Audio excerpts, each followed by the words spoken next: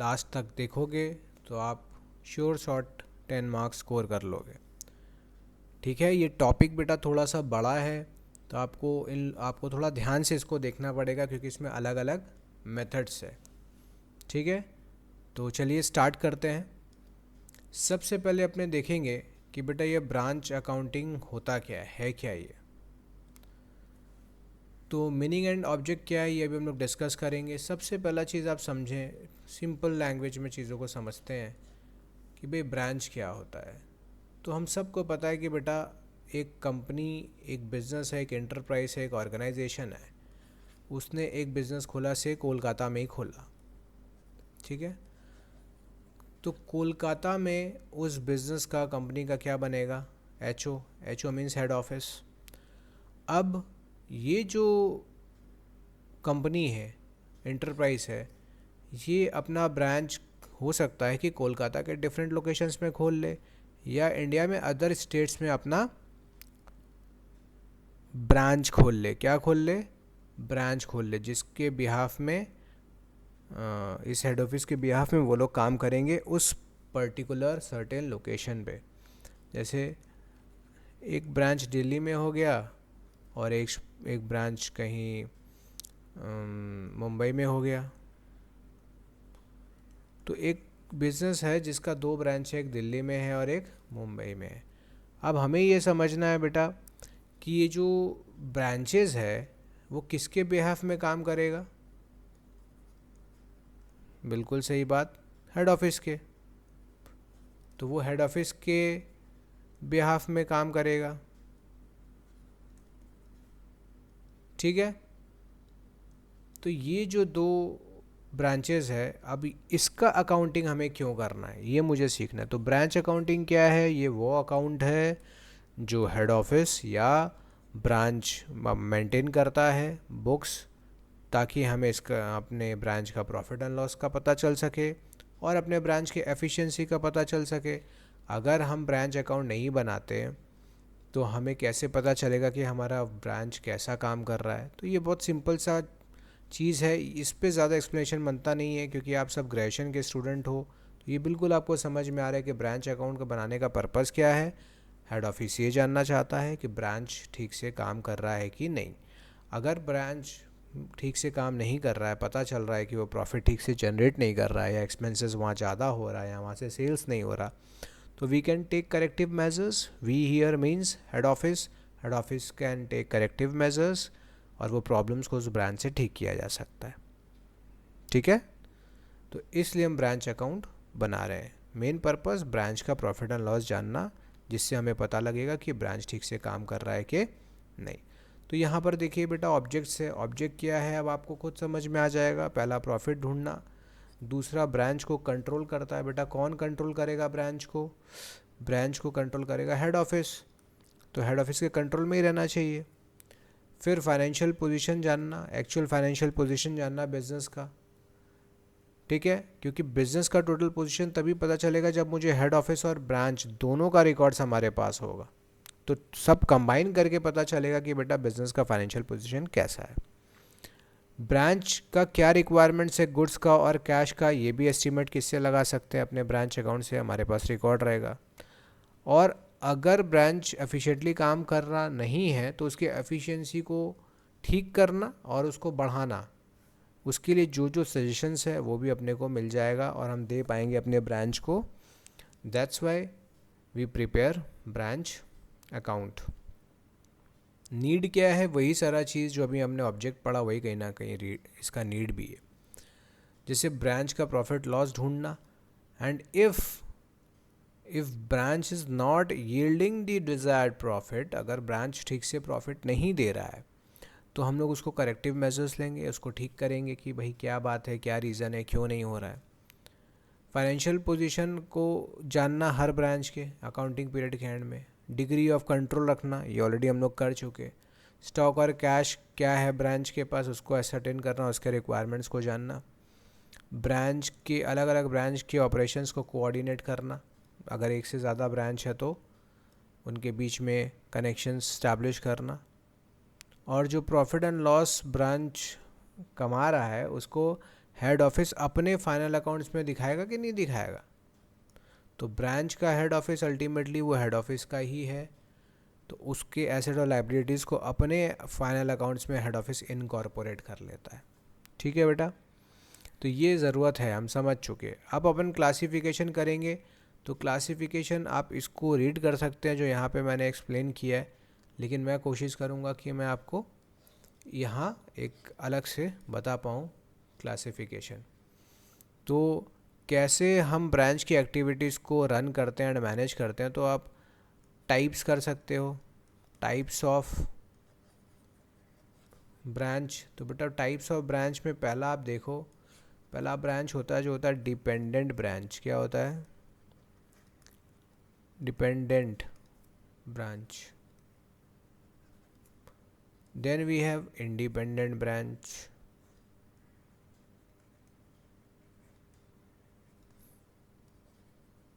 ठीक है। अच्छा, और एक ब्रांच होता है बेटा जो फॉरेन ब्रांच होता है, जो इस देश से बाहर है।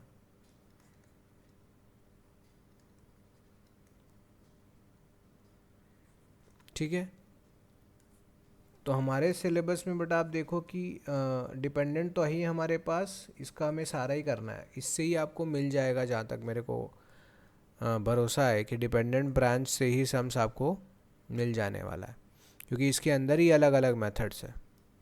तो डिपेंडेंट ब्रांच में क्या होता है, जो ब्रांच है उसको गुड्स मिलता है किससे? They receive goods from head office and cash is remitted to a head office and cash is remitted to head office.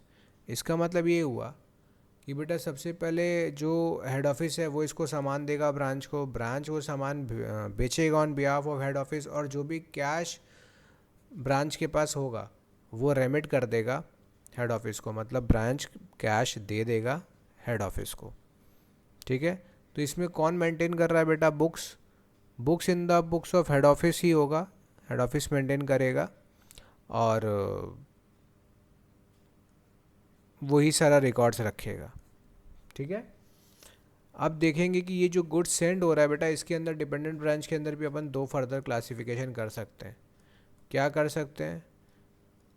When goods are sent, when goods are sent at cost price, लिख लीजिए सब। तो बेटा याद, पहला चीज़ है कि जब गुड्स भेजा जाएगा कॉस्ट प्राइस पे, और दूसरा होगा व्हेन गुड्स आर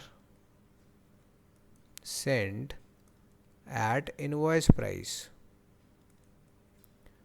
ठीक है, गुड्स भेजा जा रहा है किस पे बेटा? इनवॉइस प्राइस पे। इनवॉइस प्राइस का मतलब पता है ना बेटा आप लोगों को? Cost plus loading, cost plus loading. Head office कुछ एक्स्ट्रा अमाउंट जोड़ कर भेजेगा किसके पास? ब्रांच के पास। अब जब goods are sent at cost price, तो यहाँ पे बेटा तीन मेथड है जो हमें सीखना है। ठीक है, तो मेथड जो है जिसमें हम अकाउंटिंग करेंगे, जिस पे सम्स आएगा, तो यहाँ पे आपका अब सम्स आ रहा है, तो यहाँ पे आपको ध्यान रखना है। तो यहाँ पर पहला सिस्टम होता है डेटर सिस्टम, मतलब ब्रांच डेटर सिस्टम, ब्रांच है ये। दूसरा स्टॉक एंड डेटर मेथड या सिस्टम,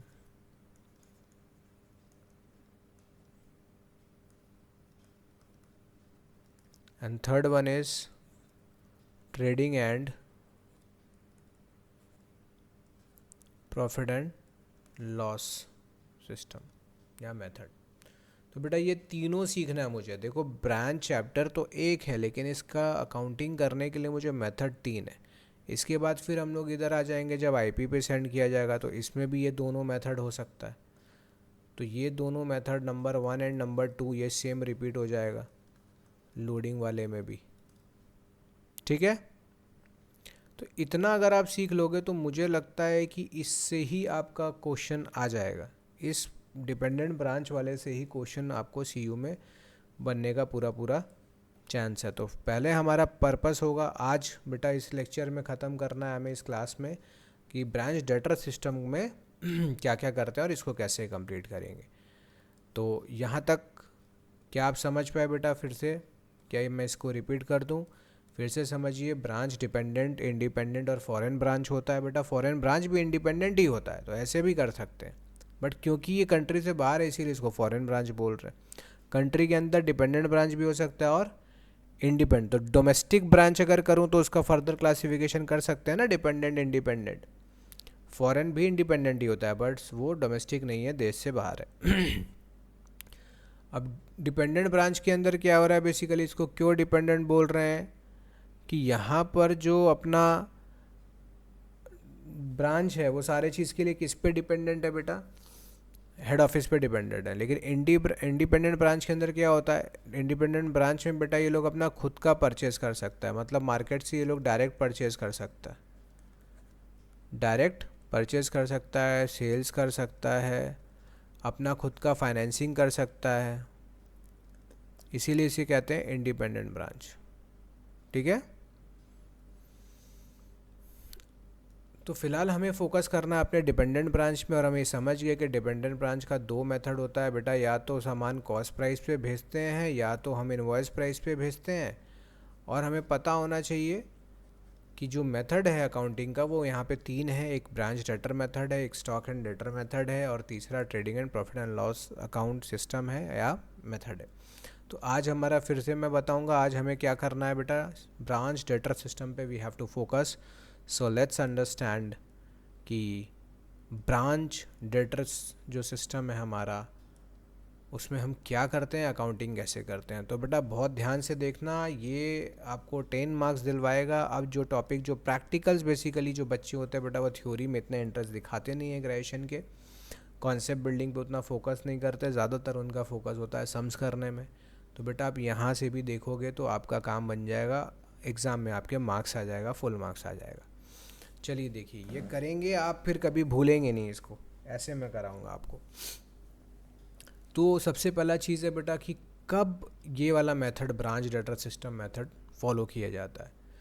तो ये जब हमारा ब्रांच स्मॉल है, पहले बात को क्या ध्यान रखना है, जब हमारा ब्रांच क्या है बेटा, पहला चीज़ स्मॉल है साइज़ में, मतलब वहाँ ट्रांजैक्शंस बहुत ज़्यादा नहीं होता है।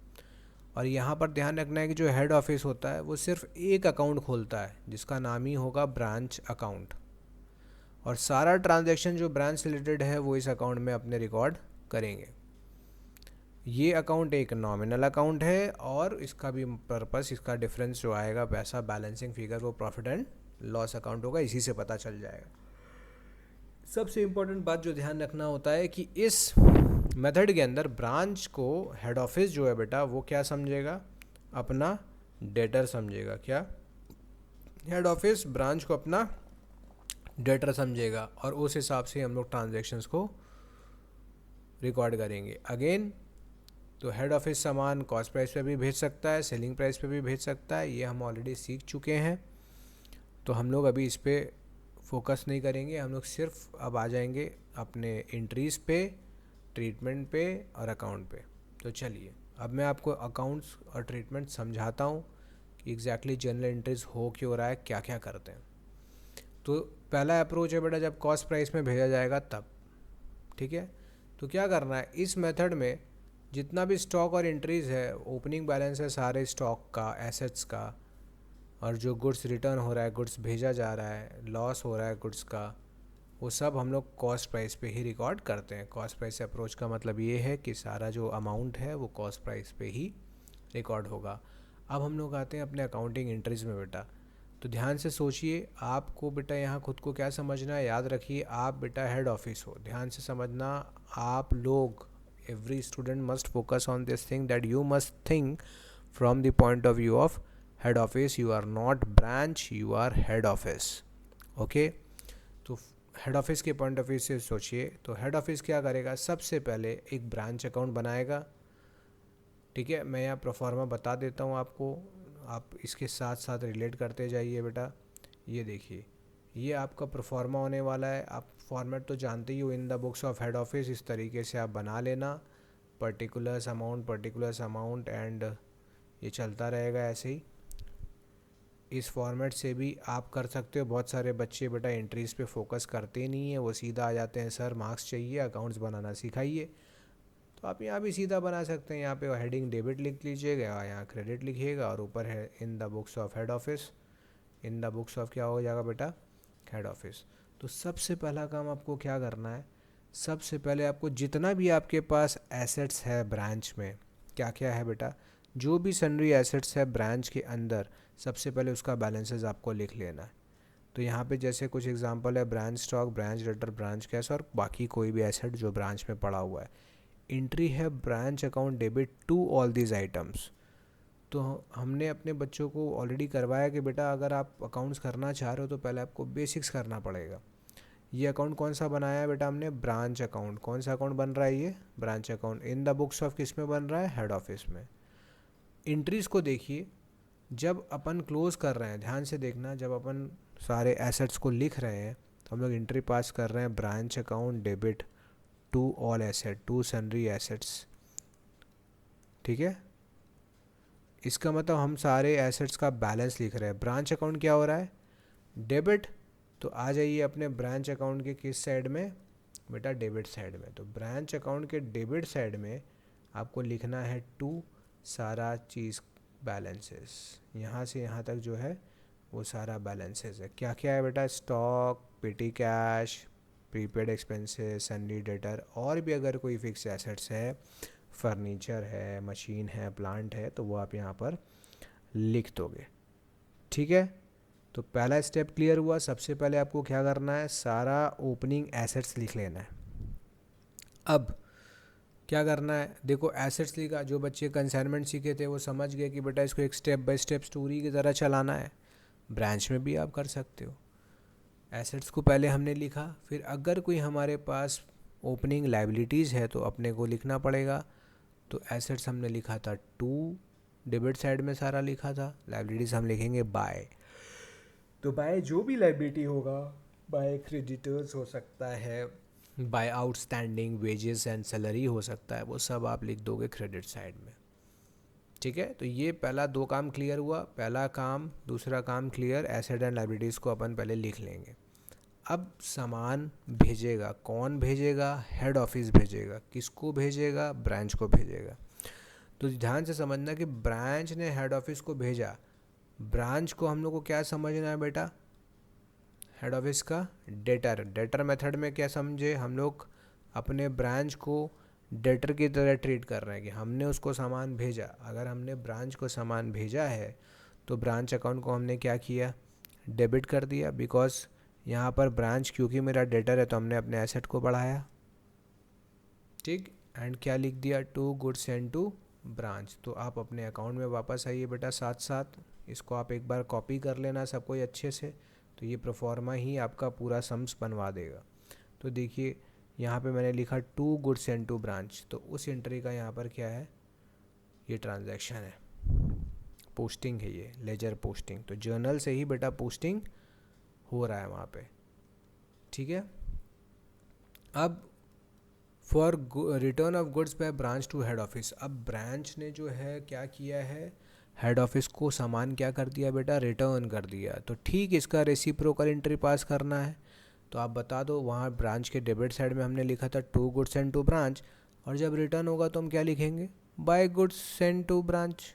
इसका रेसिप्रोकल कर दिए तो क्रेडिट साइड में लिखेंगे। Let's again look at this account and you will see that ये जो है देखो, by goods send to branch, और ये जो मैंने आइटम लिखा है ये वाला, by goods return by branch to head office, यहाँ पर वो अमाउंट आ जाएगा। अभी बाकी पे मत चलिए, एक एक चीज़ को हम लोग समझेंगे पूरा, फिर मैं इस अकाउंट को एक बार फिर एक्सप्लेन कर दूंगा तो आपका क्लियर होगा, ठीक है। लर्न मगअप अभी मत करो इसको, अभी ट्राई करो समझने का। आते हैं फिर से, तो अब आ जाते हैं नेक्स्ट जर्नल में। अब वो खर्चा जो देगा कौन, हेड ऑफिस। रेमिटेंस कर रहे हैं कैश और चेक ब्रांच के खर्चे के लिए, मतलब जो भी खर्चा हो रहा है ब्रांच का उसके लिए कैश कौन रेमिट कर रहा है, हेड ऑफिस कर रहा है। तो जो भी अमाउंट हेड ऑफिस अपने ब्रांच को सेंड करेगा वो यहाँ लिखना पड़ेगा। ध्यान से समझिए, जो भी अमाउंट हेड ऑफिस अपने ब्रांच को भेजेगा, रेमिट करेगा, वो अमाउंट लिखना है यहाँ पे। या ब्रांच का खर्चा जो हेड ऑफिस पे कर रहा है वो लिखना पड़ेगा। ध्यान से समझिए, ब्रांच ने जो खर्च किया वो यहाँ नहीं आएगा। ब्रांच के लिए जो कैश, खर्चों के लिए जो कैश हेड ऑफिस ने रेमिट किया है वो यहाँ पर आएगा। तो entry will be branch account debit to cash bank. तो आप समझ पा रहे होंगे कि to cash bank, branch account के डेबिट साइड में हमें लिखना पड़ेगा टू कैश बैंक। और ये कैश बैंक क्यों लिखा गया है? ब्रांच एक्सपेंसेस के लिए। फॉर्मेट में आप जाएंगे तो आपको ये चीज़ मिलेगा। ठीक है, आप तो एक काम कर सकते हो बेटा, आप ना ये काम कर सकते हो कि ये वाला जो फॉर्मेट है ना, ये पहले उतार लो। ठीक है, इसको नोट डाउन कर लो और फिर ये वीडियोस को देखो। मतलब अब जो मैं बताऊंगा, एक्सप्लेनेशन दूंगा, वो देखो। तो आप क्या है, तुरंत लेजर पोस्टिंग को यहाँ पे साथ साथ क्या होगा देख पाओगे, तो एकदम चीज़ क्लियर हो जाएगा। ठीक है, बस थोड़ा सा देर और 5-10-15 मिनट और दीजिए और आपका ये टॉपिक ख़त्म। और आप ये अगर एग्ज़ाम में आया तो आप फुल मार्क्स लेकर के आओगे, इस बात की गारंटी है। तो लास्ट तक देखिए इस वीडियो को। आइए अब हेड ऑफिस को ब्रांच से कैश मिला, तो ध्यान से समझिए, ब्रांच जो कैश रेमिट कर रहा है हेड ऑफिस को वो नोट करना है। ध्यान से समझिए, ब्रांच के पास हेड ऑफिस ने सामान भेजा, ब्रांच उस सामान को क्या करेगा, उस सामान को बेच देगा। बेच के जो ब्रांच के पास पैसा आएगा, वो जो कैश है, that cash will be remitted to head office by the branch. Not only that cash sales, सिर्फ वो पैसा नहीं, पैसा जो डेटर से कलेक्ट करेगा ना ब्रांच, बेटा वो भी आएगा। मतलब कैश सेल्स तो आएगा ही आएगा, प्लस कलेक्शन फ्रॉम डेटर भी आएगा। तो क्या समझना है यहाँ पे आपको बेटा, एक चीज़ नोट करना है कि आपको सम्स में दिया रहेगा सेल, और सेल्स बेटा रहेगा दो तरीके का, एक होता है कैश सेल्स और एक होता है क्रेडिट सेल्स।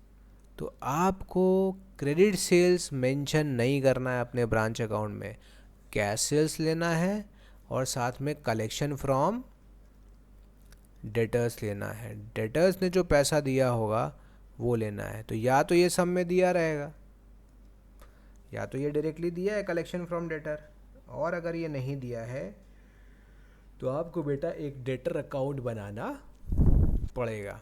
आप सब अपने फर्स्ट सेमेस्टर में बेटा सिंगल एंट्री किए थे, उसमें मिसिंग फिगर्स निकालना सीखे थे। तो debtor account banana I hope सारे बच्चों को आता होगा। अगर नहीं भी आता है तो जब हम लोग इसका सम्स प्रैक्टिस करेंगे तो मैं आपको बनाना सिखा दूंगा। ओके, चलिए अब आते हैं इसके अंदर। अब हम देखते हैं कि कैश और बैंक अकाउंट हमने यहाँ पे क्या किया, कैश रेमिट किया गया, ये रेमिट वाला अमाउंट है बेटा। ठीक है, ये कौन सा अमाउंट है, रेमिट का अमाउंट है। जो भी पैसा ब्रांच के पास आया गुड्स सेल करके या डेटर से, जो कैश आया वो ब्रांच क्या करेगा, हेड ऑफिस को भेज देगा। तो हेड ऑफिस ने क्या किया, हेड ऑफिस के पास कैश आ गया, मतलब हेड ऑफिस का एसेट इंक्रीज़ हो गया, और ब्रांच डेटर था, अब ब्रांच ने पैसा भेज दिया तो उतने अमाउंट से ब्रांच को रिड्यूस कर दिया गया। तो एसेट जब डिक्रीज़ करना होता है तो हम उसे क्या करते हैं, हम उसे क्रेडिट करते हैं। कहाँ से आ रहा है बेटा, मॉडर्न रूल। तो जिन बच्चों का मॉडर्न रूल क्लियर नहीं है, अगर उनको ये चीज़ सीखना है तो आप मेरे वीडियोस में जाइए और एप्लीकेशन ऑफ मॉडर्न रूल्स है हमारे यूट्यूब चैनल में, आप उसको जाकर देखिए। ठीक है, आपको उसके ऊपर इंडिविजुअली अगर शॉर्ट वीडियो चाहिए तो आप मुझसे कमेंट करके भी पूछ सकते हैं, हमारे व्हाट्सएप ग्रुप को ज्वाइन कर सकते हैं, वहाँ पे अपने क्वेरीज को रख सकते हैं। आइए, for recording closing balances of asset at branch, अब क्या करना है, अब जितना भी एसेट्स क्लोजिंग बैलेंसेस हमारे पास पड़ा है एसेट का क्लोजिंग बैलेंस, भाई ओपनिंग में अगर एसेट्स था तो अब क्लोजिंग में भी होगा। वो सारा एसेट्स क्या कर रहा है, हमें लिख लेना है। कहाँ लिखना होगा, अब एसेट क्लोज कर रहे तो अपने को क्या करना पड़ेगा, ब्रांच एसेट सारा डेबिट कर देंगे, ब्रांच अकाउंट को क्रेडिट कर देंगे। इसका मतलब ब्रांच अकाउंट के क्रेडिट साइड में लिखना होगा। गौर से देखिए, प्रोफॉर्मा को आप ध्यान रख सकते हो। तो यहाँ पे बाय बैलेंस सी डी बोल के जो लिखा है क्या है, closing balance of all the asset at the end. तो अब स्टॉक है, पीटी कैश है, सन्डी डेटर है, प्रीपेड। तो सन्डी डेटर का मतलब क्लोजिंग बैलेंस बेटा, ये बैलेंस बी डी जो या सी डी जो आ रहा है एंड में वो आएगा। इसके लिए भी अकाउंट बनाना पड़ सकता है, ठीक है, अकाउंट से निकल जाएगा। Then we have prepaid expense, cash in transit, goods in transit. अब ये कहाँ से आया, ये भी आप देखोगे कि कैश इन ट्रांजिट कहाँ से आ रहा है। तो आप इतना समझ लो कहाँ लिखना है इसको, ओपनिंग एसेट्स को डेबिट में बैलेंसेस लिखना है, क्लोजिंग वाले का क्रेडिट साइड में लिखना है, इतना समझ लो। अब लाइबिलिटी क्लोज करना है। अब आप बच्चे बड़े स्मार्ट हो इस चीज़ में, एसेट अगर लिख रहे हैं क्रेडिट साइड में क्लोज कर रहे हैं तो बेटा ये सारा बैलेंसेस डेबिट साइड में लिखना होगा। और यहाँ देखिए मेंशन किया है हमने कि क्रेडिट सेल्स के लिए कोई एंट्री नहीं है, क्योंकि क्रेडिट सेल्स हो रहा है तो एंट्री बेटा क्या होता है जानते हो ना, एंट्री होगा debtor account debit to sales, है ना, ये एंट्री होना चाहिए। तो इसमें हमारा ब्रांच इन्वॉल्व नहीं है, इसीलिए ब्रांच अकाउंट में कुछ नहीं हुआ। बट जब डेटर अकाउंट बनाया जाएगा तो क्रेडिट सेल्स को दिखाना पड़ेगा। ओके चलिए नेक्स्ट, अगर नॉर्मल लॉस होता है तो हम सबको पता है भाई नॉर्मल लॉस का कोई जर्नल एंट्री नहीं होता है। Goods return by customer to branch, very important thing students, इसमें बहुत कन्फ्यूज हो जाता है। अगर कस्टमर ने ब्रांच को रिटर्न किया है तो ब्रांच का इससे मेरा तो कोई लेना देना नहीं हुआ ना। तो ब्रांच को अगर कस्टमर वापस कर रहा है तो इसका कोई एंट्री हेड ऑफिस पास नहीं करेगा, ठीक है। अच्छा, एबनॉर्मल लॉस हो रहा है तो एबनॉर्मल लॉस टू ब्रांच कर देंगे, जो भी मेरा टोटल लॉस हुआ है वो हम लोग दिखा देंगे ब्रांच में।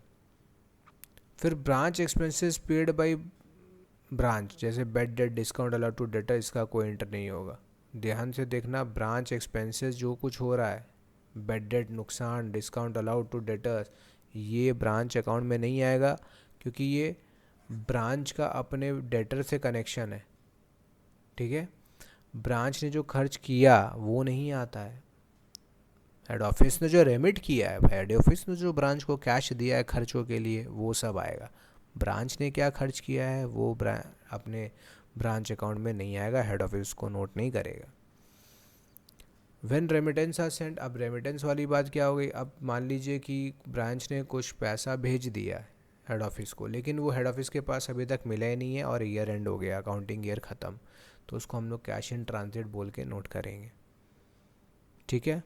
फिर है when goods are supplied by head office but not received, अब यहाँ पे क्या हुआ, हमने हेड ऑफिस ने ब्रांच को सामान भेज दिया है लेकिन अभी तक ब्रांच रिसीव नहीं किया है, तो हम उससे कहेंगे गुड्स इन ट्रांजिट। तो कैश इन ट्रांजिट और गुड्स इन ट्रांजिट दोनों ही हमारा एसेट होगा और एसेट के बैलेंसेस में शो कर देंगे, एसेट के ठीक है। तो यहाँ पे ज़रा देखिए, हमने जो यहाँ पे ये जो मैंने आपको बताया था कि बेटा ये दो आइटम कहाँ से आया, तो आप समझ रहे हो ना कैश इन ट्रांजिट कब आएगा और गुड्स इन ट्रांजिट कब आएगा, ये बैलेंस बोल के आपको लिखना पड़ेगा। और भी कोई एसेट्स है तो आप यहाँ पे लिख दोगे, ठीक है। ऐसे देखो लाइबिलिटी को हमने यहाँ पे क्लोज कर दिया। रेमिटेंस समझ रहे हो, ये रेमिटेंस जो हेड ऑफिस ने ब्रांच को दिया था पैसा, वो है ये, ठीक। अब दो अलग चीज़ देखो, मान लीजिए कि कोई ब्रांच है ना, उसने कुछ लोकली परचेज़ कर लिया, उसको कुछ ज़रूरत पड़ा था सामान वो कर लिया। आम तौर पे गुड्स वगैरह परचेज़ नहीं करता, बड़ा परचेज़ ब्रांच नहीं करेगा, लेकिन छोटा मोटा कुछ ज़रूरत पड़ा तो लोकली ख़रीद लिया।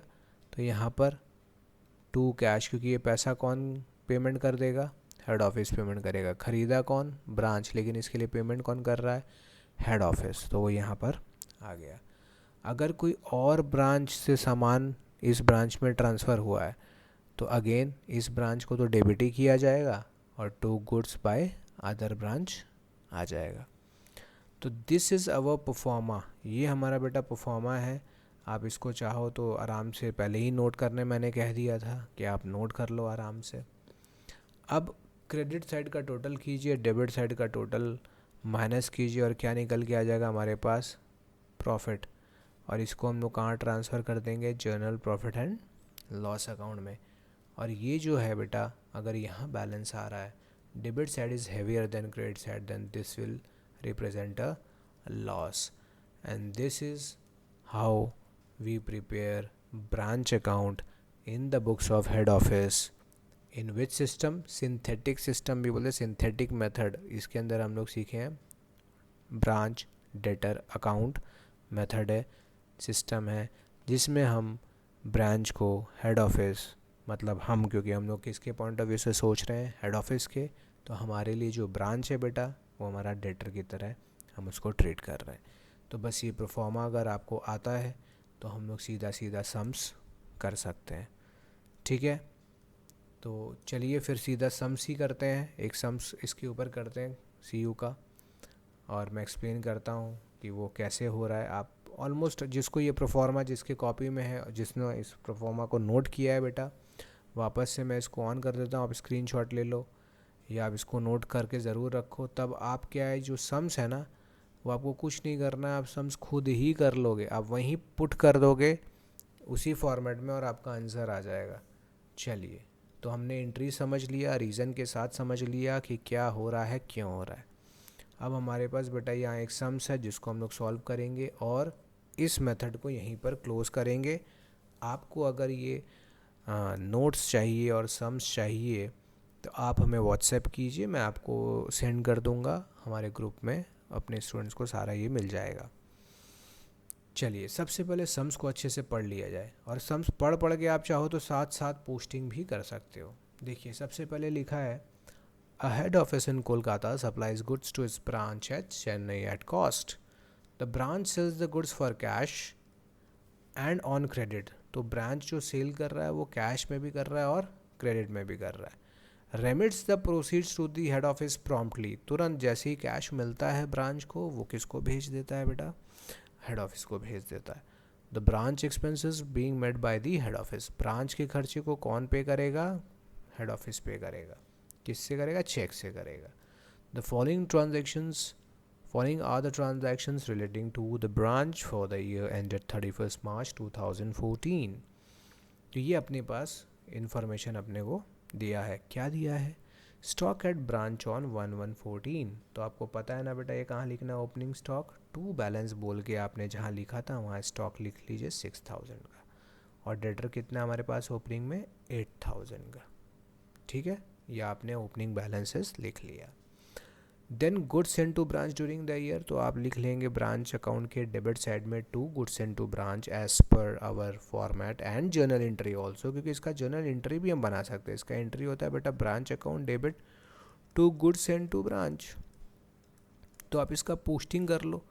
जिन बच्चों का लेजर पोस्टिंग भी वीक है ना बेटा, तो एक तो बच्चा होता है डेबिट क्रेडिट का फॉर्मेट याद कर लेता है, और एक बच्चा होता है जिसको एंट्रीज पता है, तो उसका जो कमांड होता है अकाउंट्स पे बहुत दमदार होता है। तो जिसको ये जानना है कि एंट्रीज कैसे बनता है, वो उसको अगर सीखना है तो आप भले ही ब्रांच का मैंने आपको एंट्री समझाया, लेकिन अगर आपका कॉन्सेप्ट बिगड़ा हुआ है ना, बेस ख़राब है अकाउंट्स का, तो प्रॉब्लम होगा। तो आप क्या कर सकते हो, हमारे यूट्यूब में जाइए चैनल में, और आप वहाँ ढूंढिए जो वीडियो है हमारा, वो है कि एप्लीकेशन ऑफ द रूल्स, और वहाँ रूल लगाकर हम लोग ये सीखेंगे कहाँ क्यों डेबिट हुआ, क्यों क्रेडिट हुआ। तो मॉडर्न रूल्स के साथ जो एनालाइज किया गया है, गोल्डन रूल के साथ भी बताया मैंने, बट आप लोगों को करना है मॉडर्न रूल के हिसाब से। कॉलेज के स्टूडेंट्स के लिए गोल्डन रूल आउटडेटेड हो चुका है, आप मॉडर्न रूल यूज़ कीजिए। ठीक है, तो वहाँ अच्छे से सीखिए तो आपको समझ में आएगा रूल डेबिट क्रेडिट का। तो मैंने जो अभी आपको बता रहा था ना इंट्रीज में, मैंने बताया कि एसेट बढ़ रहा है तो ये, एसेट घट रहा है तो क्रेडिट करना चाहिए, तो ये रूल ऑलरेडी है। आप ये देख लोगे तो आपका अकाउंट्स में कभी प्रॉब्लम नहीं होने वाला। फर्स्ट सेमेस्टर के बच्चे हो चाहे 6th सेमेस्टर के बच्चे हो, जब भी अकाउंट्स आएगा, चाहे आप ग्रेजुएशन में हो, आप CA में हो, आप CMA में हो, आपको प्रॉब्लम अकाउंट्स में बिल्कुल नहीं होगा। आप एक बार जाकर देखो, मेरी बात को मानो। थोड़ा समय लगेगा आपको बेटा, लेकिन आप बहुत अच्छा फील करोगे इसको करने के बाद, और देखने के बाद आप मेरे पास आइए और बताइए कि आप ये रूल समझ पा रहे हो कि नहीं, आपने ये चीज़ को सीखा था कि नहीं। आके ज़रूर मुझसे शेयर कीजिए, कमेंट कीजिए। आइए अब आगे बढ़ते हैं। टोटल सेल्स एट ब्रांच, अब देखो बेटा यहाँ लिखा है टोटल सेल्स, और यहाँ लिखा है इंक्लूडिंग कैश सेल्स ऑफ 22, मतलब 74,000 का जो हमारा कैश है बेटा, उसमें 22 ही है सेल्स में कैश, 22 कैश का है। इसका मतलब बेटा यहाँ पे 52,000 जो सेल्स है बेटा वो कौन सा सेल्स है, क्रेडिट सेल्स। तो इस 52 का हमारे ब्रांच अकाउंट में कोई लेना देना नहीं है, लेकिन इस 22 को तो अपने को लेना पड़ेगा, क्योंकि कैश सेल्स हुआ तो ये रेमिट करेगा ब्रांच किसको, हेड ऑफिस को। अब गुड्स रिटर्न बाय ब्रांच के ऊपर बात करते हैं। ब्रांच ने गुड्स रिटर्न किया तो गुड्स सेंड का ठीक रेसिप्रोकल इस एंट्री का रिवर्स कर दो। तो ये हमने लिखा था 2 गुड्स सेंड टू ब्रांच, अब ब्रांच अकाउंट में लिख देंगे by goods send to branch. फिर यहाँ पे पॉइंट आया बेटा गुड्स रिटर्न बाय कस्टमर, तो कस्टमर ने गुड्स किसको रिटर्न किया ये तो मेंशन नहीं किया, तो हम यही मानेंगे कस्टमर ने ब्रांच को रिटर्न किया होगा। अगर कस्टमर डायरेक्टली हेड ऑफिस को कर रहा है तो ये लिखेंगे, लेकिन कस्टमर अगर ब्रांच को कर रहा है तो नहीं आएगा। तो बेसिकली ये हमारा ये ब्रांच के लिए सेल्स रिटर्न बन जाएगा। Collection from debtor very important, बताइए तो कलेक्शन फ्रॉम डेटर आएगा कि नहीं आएगा। 42,000 का बेटा है कलेक्शन फ्रॉम डेटर, बिल्कुल ही आएगा। तो हम लोग जो रेमिट करेंगे, इट मीन्स ब्रांच जो रेमिट करेगा हमें हेड ऑफिस को, वो 22,000 का कैश भी होगा और प्लस वो ये 42,000 का जो डेटर से कैश मिला है वो होगा, लेकिन क्रेडिट सेल्स वाला बेटा नहीं होगा। डिस्काउंट अलाउड और फिर है बैड डेट। तो आप बोलेंगे सर ये दोनों क्यों दिया है, अभी आपको पता चलेगा कि ये क्यों मेंशन किया गया है, कैसे आप समझते हैं चीज़ों को, देखिए आप।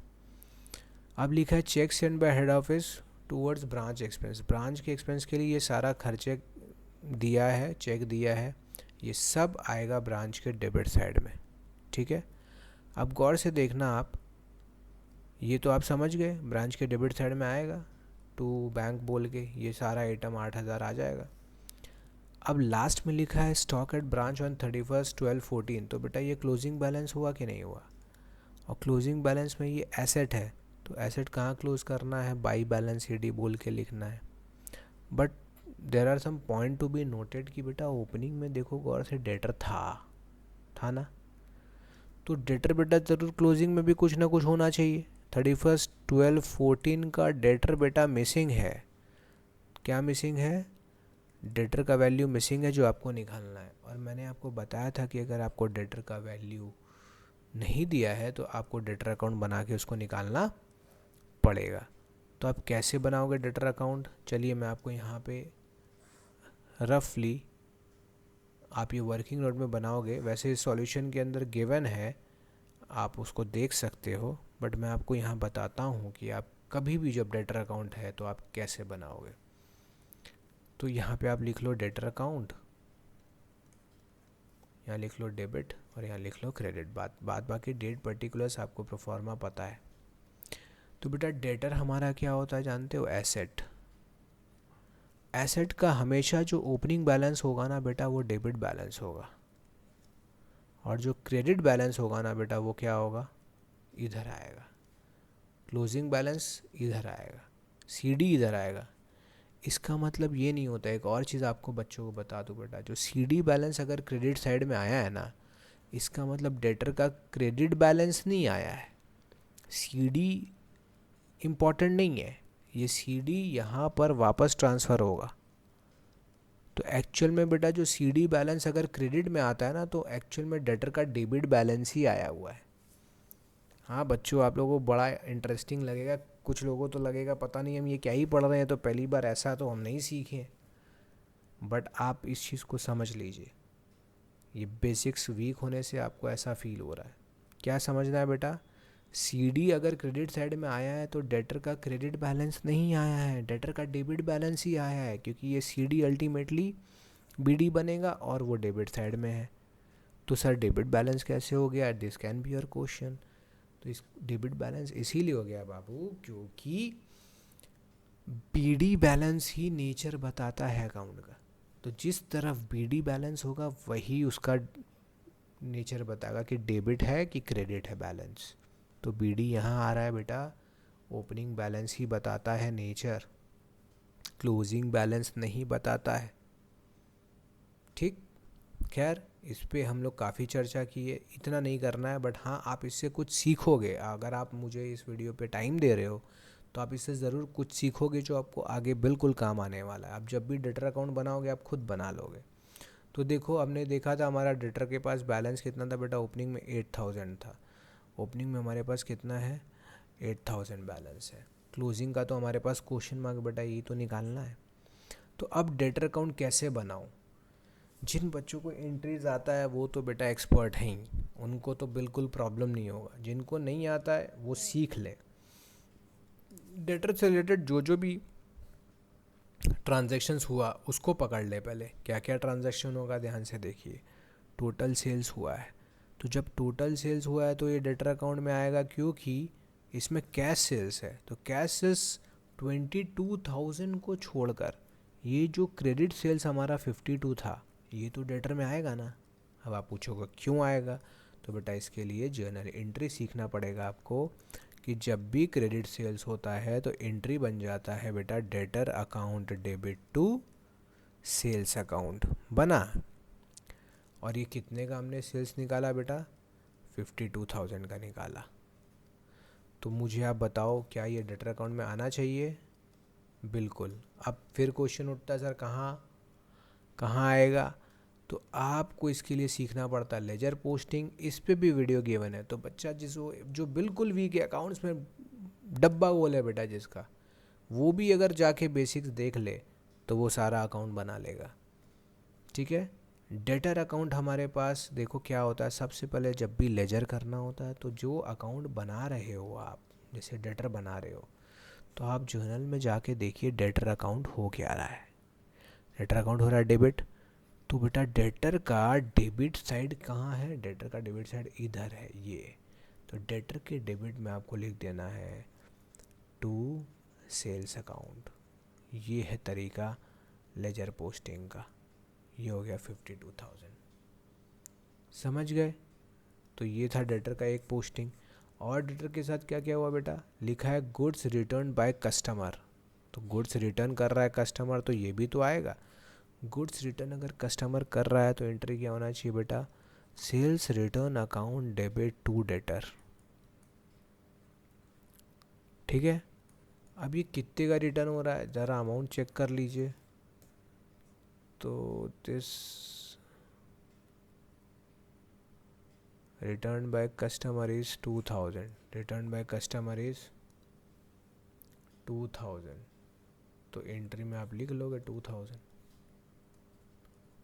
आप मुझे बताइए ये इसका पोस्टिंग का होना चाहिए। अभी मैंने आपको बताया बेटा डेटर यहाँ पर क्या हो रहा है, क्रेडिट। तो डेटर के क्रेडिट साइड में लिख दीजिए बाय सेल्स रिटर्न 2000। ठीक है। अब कलेक्शन फ्रॉम डेटर आ गया। कलेक्शन फ्रॉम डेटर का एंट्री होगा, हमें पैसा मिला है, कैश या बैंक अकाउंट डेबिट कर दोगे आप। किससे मिला है? डेटर से मिला है। कितना मिला एक बार अमाउंट फिर देख लें। यहाँ मिल रहा है 42,000। तो आप यहाँ पे क्या लिख दोगे बेटा, 42,000 42,000। अब बताओ बेटा इसका पोस्टिंग कहाँ करो। डेटर क्या हो रहा है, क्रेडिट। तो डेटर के किधर जाना है बेटा, क्रेडिट साइड में जाके क्या लिख देना है, बाई कैश 42,000। ठीक। अब नेक्स्ट चीज़ क्या है, नेक्स्ट है हमारे पास डिस्काउंट अलाउड और बैड डेट रिटर्न ऑफ। ये दोनों चीज़ भी डेटर से रिलेटेड है। डिस्काउंट अलाउड और बैड डेट रिटर्न ऑफ का भी जनरल एंट्री क्या होता है, discount allowed debit, bad debt भी अपन करते हैं डेबिट, और टू डेटर। बस अमाउंट एक बार देख लें कितना है यहाँ पे, 2000 और 1000, 2000 और 1000, 2000 1000, यहाँ पे कर लेंगे 3000। नाउ जस्ट सी, ये दोनों बेटा एक्सपेंस है, और एक्सपेंस हो रहा है तो एक्सपेंस बढ़ रहा है, और एक्सपेंस बढ़ता है तो डेबिट करते हैं। क्यों, कौन सा रूल, मॉडर्न रूल, जाके चेक कीजिए। डेटर अकाउंट क्या है बेटा, डेटर अकाउंट एसेट होता है। एसेट क्या हो रहा है, जब बैड डेट हो गया, पैसा तो नहीं मिलेगा, तो डेटर को घटाना है। एसेट को डिक्रीज करने के लिए क्रेडिट करते हैं, इसीलिए डेटर क्रेडिट हुआ। तो इस डेटर क्रेडिट हो रहा है, तो ये दोनों आइटम का भी पोस्टिंग का होना चाहिए बेटा। बाय डिस्काउंट अलाउड 2000 और बाय बैड डेट कितना है 1000। Since we have done all the postings, now what you will do, इसमें से इसको आप लेस कीजिए। ये जो बैलेंस आएगा ये हमारा डेटर का क्लोजिंग बैलेंस होगा, जो आपको कहाँ लिखना है, इस क्लोजिंग में। देखिए यहाँ पे आया ना डेटर अकाउंट 13,000 आया। तो 13 कैसे आया बेटा, ये अकाउंट बना कर आया। देखो यही हमने बनाया है। तो मैंने आपको बताया है कि ये सब कैसे आया है। यहाँ पे मैंने जर्नल एंट्री से आपको सब कुछ सिखाया है, ठीक है। अब कुछ बच्चों को मैं बताऊंगा बेटा, जिसको कहते हैं लेमन्स मेथड, जो आमतौर पे बीकॉम के बच्चे सब जगह पढ़ते हैं। क्या पढ़ते हैं, आपको सीधा बता दिया था बेटा, जिस चीज़ से डेटर बढ़ेगा, जो चीज़ डेटर को बढ़ाएगा वो डेबिट में लिख दो, जो चीज़ से डेटर घटेगा उसको क्रेडिट में लिख दो। तो बच्चे इस नियम से चल रहे हैं बेटा, इसको घटाना है, बढ़ाना है, और घटाना है तो डेबिट क्रेडिट में लिख दो। उनको जर्नल एंट्रीज का कोई आता पता ही नहीं है। बच्चे को ऐसे शॉर्टकट मेथड बोल के कि शॉर्ट में सीख लेंगे और इससे हो जाएगा, ये बच्चे का ये सिर्फ पास ही करवा सकता है आपको। आप अगर सीख भी गए और कोई आपसे पूछ लिया कि बेटा ये क्यों हो रहा है, भैया दीदी ये क्यों हो रहा है, तो फिर आप यहाँ फंस जाएंगे। तो आई डोंट वांट कि जो बच्चे बेटा हम मेरे से पढ़ रहे हैं वो इस तरीके से फंसे। उनका होना चाहिए, मेरे जो स्टूडेंट हैं बेटा वो दूसरे को समझाने का उनका गट्स होना चाहिए, ऐसा मैं अपने तरफ से चाहता हूँ। तो मैं अपने बच्चे को उतना ही डेप्थ में डिटेल में ही पढ़ाता हूँ, ठीक है। थोड़ा टाइम लगता है ऑब्वियसली, आप करियर बिल्ड कर रहे हैं, आपका हम चलाऊ करना है तो देखो अलग बात है। But if you want to build your career, कि हाँ यार पढ़ रहा है, टाइम दे रहा है, डिग्री ले रहा है, तो कुछ आना भी तो चाहिए, कुछ पता तो हो, और वो भी अकाउंट्स जैसे सब्जेक्ट में। तो यहाँ तो आपको स्मार्ट होना ही चाहिए, आपको आपका ग्रिपिंग अच्छा होना चाहिए, नॉलेज कॉन्सेप्ट अच्छा होना चाहिए। तो आई होप बेटा ये चीज़ आप समझे, ठीक है। सम्स कराना is very simple, I will give you all this problems and solutions, तो आप तो खुद देख के कर लोगे, लेकिन आप सीखे क्या। तो आप अगर मेरे इस वीडियो को देखकर आधा एक घंटा दे रहे हो, तो ये तय बात है कि जब ये ख़त्म करोगे तो आप कुछ सीख के निकलोगे यहाँ से। तो जो बच्चे बेटा ग्रेजुएशन में और वो सीखना चाहते हैं, वो कॉन्सेप्ट चाहते हैं, वो हमारे क्लासेस को ज्वाइन कर सकते हैं, ऑनलाइन भी और ऑफलाइन भी। ऑफलाइन जो बच्चे बेटा यूनिवर्सिटी, कैलकाटा यूनिवर्सिटी के हैं, वो हमारे गिरीश पार्क सेंटर पे ज्वाइन कर सकते हैं। हमारे नॉर्थ कोलकाता में जो बेटा बारानगर एरिया है, डनलप एरिया है, वहाँ भी हमारा एक सेंटर है, आप वहाँ भी हमें ज्वाइन कर सकते हैं। जस्ट एक गिवन नंबर्स पे आप कॉल कीजिए। मैं आपको यहाँ अपना नंबर एक व्हाट्सएप बता देता हूँ। वो नंबर है बेटा 9123001556। इस पे आप मुझे व्हाट्सएप करें। हमारे इसी नंबर पे बेटा हमारा चैनल है, उसको आप व्हाट्सएप चैनल को फॉलो कर लें, उसमें आप ज्वाइन हो जाएं। और हमारे बीकॉम वाले बैच में भी मैं आपको ऐड कर लूँगा अगर आप करना चाहते हो तो, ठीक है। हमारा कुछ फ़ीस स्ट्रक्चर है बेटा, मैं आपको बता दूं। अगर आप ऑफलाइन क्लास कर रहे हैं तो ऑफलाइन क्लास का बेटा हमारा फ़ीस स्ट्रक्चर ऑल सब्जेक्ट का होता है 6500, ठीक है। अगर आप अपने ग्रुप में आते हैं स्टूडेंट्स के साथ, तो आपका टोटल फ़ीस स्ट्रक्चर बेटा हो जाता है 5000। ये पूरा सेमेस्टर का है, चाहे आप फर्स्ट में हो, सेकंड में हो, थर्ड में हो, चाहे सिक्स्थ में हो। तो ग्रुप कितने बच्चों का होना चाहिए बेसिकली बेटा, ग्रुप मिनिमम देखिए 5 स्टूडेंट्स का होना चाहिए। अगर आप 5 स्टूडेंट्स के ग्रुप में आ रहे हैं तो आपका फ़ीस ये होगा, अगर आप इंडिविजुअल आ रहे हैं तो फ़ीस ये होगा। As of offline classes are concern, या ऑनलाइन क्लासेस जो हमारा है उसको बेटा मैंने अभी फ्री ही रखा है। जो बच्चों को पढ़कर लगता है ऐसा कि आपको कुछ यहाँ से सीखने मिला है, आपने कुछ जाना है, तो आप अपने कैपेबिलिटी के हिसाब से हमें आप डोनेट कर सकते हैं। इसी गिवन नंबर पे आप हमें जीपे, फ़ोनपे, जो भी है आप जीपे कर दो, बेस्ट है। आप कुछ भी अमाउंट, वॉट एवर अमाउंट, या मैं कुछ नहीं कह रहा कि फ़ीस एंड ऑल, आपको कुछ भी अच्छा लगा आप डोनेट कर सकते हैं। तो ये काइंड ऑफ डोनेशन के पॉइंट ऑफ व्यू से आप चलाइए। आप अगर सपोर्ट करोगे तो इस तरीके का फ्री वीडियोस मैं और अपलोड कर दूंगा, ठीक है।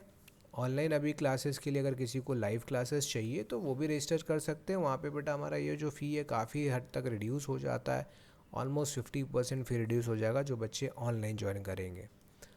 बट स्टिल मैं चाहूँगा कि जो बच्चे ऑफलाइन कर सकते हैं वो हमारे पास आएँ और आप टेंशन फ्री हो जाए, क्योंकि नो सप्ली गारंटीड है हमारे यहाँ पे। अगर आप हमारे यहाँ क्लास करते हैं और आपको by chance due to any reason, आप ही का मान लीजिए तबीयत ख़राब था, अगर आपको सप्ली लग जाता है तो वो सब्जेक्ट आप तब तक पढ़ सकते हैं जब तक वो क्लियर ना हो। It means you will have to pay your fee once, और सप्ली क्लियर कराने का जिम्मेदारी हमारा। देखिए आमतौर पे लगता नहीं है किसी भी स्टूडेंट्स को, मेरे स्टूडेंट को नहीं लगता, अगर वो सीरियस थोड़ा भी है नहीं लगेगा, नहीं है तो लग गया, what ever be the reason, वो अपने कारण से हुआ, केयरलेस था या उसका तबीयत ख़राब हो गया, घर में इशू हो गया, स्टिल उसे दोबारा फीस नहीं देना, वो हम क्लियर करवा देंगे उसका, ठीक है। तो आप रिलैक्स होकर अपना ग्रेजुएशन निकालिए, क्यों इतना हेडेक लीजिएगा सप्ली का। एग्ज़ाम के जस्ट आप लोग क्या करते हैं, एट ए मोमेंट पढ़ रहे हैं, कोई 200 कोई 500 कोई 1000 रुपया दे करके, ऐसा मत कीजिए। आप सिंसियरली पढ़िए, थोड़ा सा समय दीजिए, वीक में 3 दिन 4 दिन दीजिए, एक एक 1.5 घंटा, और जो क्लास में होमवर्क मिलता है वो आप कीजिए, आपको आपका अच्छा मार्क्स आएगा। यू विल एवरेज स्कोर जो बच्चे कर रहे हैं 70 ऊपर कर रहे हैं अभी, जो परसेंटेज मेंटेन कर के चल रहे हैं हमारे यहाँ पे। तो थोड़ा सा बेटा सीरियस हो जाओ, अच्छा सैलरी एक्सपेक्ट करते हो फ्यूचर में तो थोड़ा कॉन्सेप्ट अच्छा रखो, पता होना चाहिए। ये नहीं एग्ज़ाम के 2 दिन पहले 3 दिन पहले पढ़ के जा रहे हैं, बस 30-40 मार्क्स ला के आप खुश हो रहे हैं। It should not happen like that. B sensible, कल आप वोट देंगे, कल आपको देश चलाना है, घर चलाना है, थोड़ा सा सीरियस हो जाइए सब कोई, ठीक है। तो ये तरीका था बेटा, ये हमने कर लिया। यहाँ पे जो बैलेंस का पैसा आया ना बेटा 13, हमारा भी वो अकाउंट में 13 ही आएगा। इसको हमने क्या किया, इसको हमने यहाँ 13 डाला, ऐड करके बाहर लिखा। अब हमने अपने क्रेडिट साइड का टोटल किया, डेबिट साइड से माइनस किया, और हम पाते हैं कि हमारा 21,000 का क्या आ रहा है बेटा, प्रॉफिट आ रहा है। And in this fashion we have understood debtor method, branch debtor system और मेथड, जिसके अंदर हम देखिए एक ही अकाउंट बनाए हैं जिससे मुझे प्रॉफिट पता चल गया। किसने बनाया, कहाँ बनाया, हेड ऑफिस ने बनाया, कौन सा अकाउंट बनाया, चेन्नई ब्रांच अकाउंट बनाया। अपार्ट फ्रॉम दैट एक छोटा अकाउंट आप बना सकते हो, किसको लेकर के, goods send to branch account. बड़ा सिंपल है, goods send to branch account में टू चेन्नई ब्रांच जो एंट्री हुआ, फिर बाय ब्रांच अकाउंट जो गुड्स भेजा गया, ये रिटर्न का एंट्री था। जो भी डिफरेंस का पैसा होता है goods send to branch account का, वो ट्रेडिंग अकाउंट में या परचेज अकाउंट में ट्रांसफ़र कर देते हैं, ठीक है। तो बस हम लोग अब ख़त्म ही कर चुके हैं। बस एक बात का ध्यान रखो लास्ट, कि जब गुड्स रिटर्न हुआ तो ये कौन सा गुड्स रिटर्न हुआ बेटा, यहाँ पर जो आया था रिटर्न, ये वो रिटर्न है जो ब्रांच ने हेड ऑफिस को किया। जो कस्टमर्स ने ब्रांच को किया वो डेटर अकाउंट में जाएगा, जो ब्रांच ने हेड ऑफिस को दिया वो रिटर्न ब्रांच अकाउंट में आएगा। क्या समझे, जिस चीज़ से ब्रांच का हेड ऑफिस का नाता नहीं है, दोनों के बीच में लिंक नहीं है, वो ब्रांच अकाउंट में हमें नहीं लिखना है, ठीक है बच्चों। तो we have understood the first method. Next lecture में हम लोग नेक्स्ट मेथड को कवर करेंगे कम्प्लीटली। आई होप कि ये वीडियो आप सबको अच्छा लगा होगा। इस वीडियो को देखिए, अपने फ्रेंड्स के साथ शेयर कीजिए, हमारे चैनल को सब्सक्राइब कीजिए और अपना थोड़ा प्यार दिखाइए, ताकि मुझे मोटिवेशन मिलता रहे कि मैं और इस तरीके का वीडियो बनाऊं आप लोगों के लिए। फ़िलहाल एज़ ऑफ नाउ हमारा मकसद है, हमारा पर्पस है कि हम ऑफलाइन क्लासेस को फ्री ही रखें। बट हाँ, आप लोग से जो सपोर्ट हो सकता है वो आप चैनल को बढ़ाने के लिए, और फाइनेंशियल सपोर्ट जो आप कर सकते हैं आप अपने तरफ से कंट्रीब्यूट कीजिए, ठीक है। चैनल को सब्सक्राइब कीजिए, अपने फ्रेंड्स के साथ शेयर कीजिए। मिलते हैं इसी तरीके के नेक्स्ट वीडियो के साथ। नेक्स्ट मेथड जो है वो हम लोग सीखेंगे। तब तक के लिए बाय बाय। और आपका कुछ सजेशन और कमेंट है तो आप बिल्कुल हमें मुझे सजेस्ट कीजिए। हमारे व्हाट्सएप नंबर पे आप अपना जो भी आपका सजेशंस है आप हमें भेज सकते हैं, ताकि हम इस चैनल को और इम्प्रूव कर सकें। ठीक है, तब तक के लिए बाय बाय, सी यू, जय हिंद। मिलते हैं अगले वीडियो में। Thank you everybody.